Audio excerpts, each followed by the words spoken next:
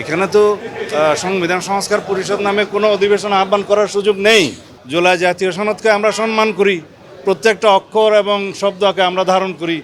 আচ্ছা, সংসদে আমার যা বক্তব্য দেওয়ার আমি দিয়েছি, ওইটা সেলফ এক্সপ্লেনেটরি, এটা আর ব্যাখ্যা করার প্রয়োজন নেই। ওনারা বলেছেন যে বাংলাদেশের এই যে জাতীয় সংসদের অধিবেশন আহ্বান করেছে রাষ্ট্রপতি প্রধানমন্ত্রীর পরামর্শক্রমে, তো সুতরাং সংবিধান সংস্কার পরিষদের অধিবেশন কেন আহ্বান করলো না? তো সংবিধান সংস্কার পরিষদ তো এক্সিস্টেন্সে নাই, আর রাষ্ট্রপতির ক্ষমতা নাই কোনো জাতীয় সংসদ অধিবেশন ছাড়া অন্য কোনো অধিবেশন কল করার।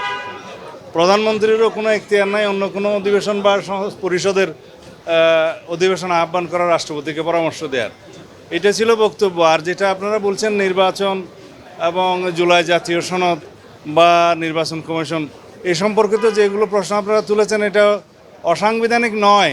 নির্বাচন কমিশন কনস্টিটিউশনাল বডি, কনস্টিটিউশন অনুসারে নির্বাচন কমিশন দুইটা নির্বাচন করতে পারে, একটা জাতীয় সংসদ নির্বাচন আর একটা হচ্ছে রাষ্ট্রপতি নির্বাচন।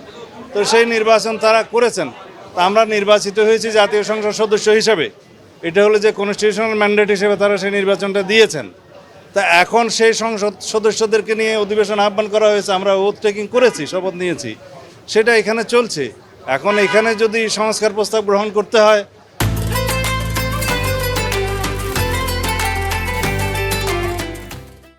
জুলাই জাতীয় সনদকে আমরা সম্মান করি, প্রত্যেকটা অক্ষর এবং শব্দকে আমরা ধারণ করি।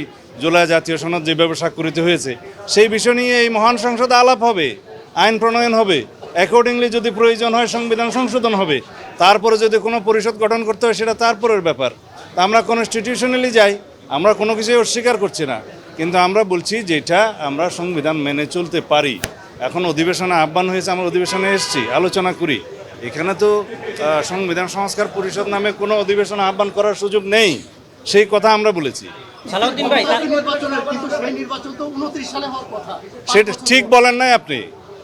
শেখ হাসিনা দিল্লিতে পালিয়ে গিয়েছে, সংসদ ডিজলভ করে দেওয়া হয়েছে, তারপরে রাষ্ট্রপতির কাছে সবাই গিয়েছে, 106-এর অধীনে সুপ্রিম কোর্ট থেকে সেটা অন্তর্বর্তীকালীন সরকারের অনুমোদন হয়েছে, তারপরে সবাই শপথ গ্রহণ করেছে, সেই রাষ্ট্রপতির অধীনে প্রধান উপদেষ্টা সহ সবাই শপথ গ্রহণ করেছে।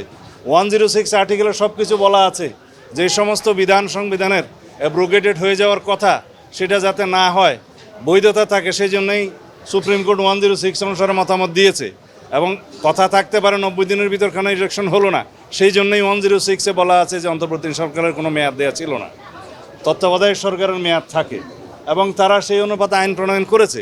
সেই আইনগুলো আমরা রেটিফিকেশন করব, সংবিধানের 4th তফসিলে সেইগুলো রেটিফিকেশন দেওয়া হবে, ধারণ করা হবে। এই সরকারের অন্তর্বর্তীকালীন সরকারের সমস্ত কর্মকাণ্ডকে, এগুলোকে বৈধতা দেওয়া হবে, তার মধ্য দিয়ে সব কিছুই লেজিটিমেসি পাবে। আশা করি সবাই বুঝেছেন।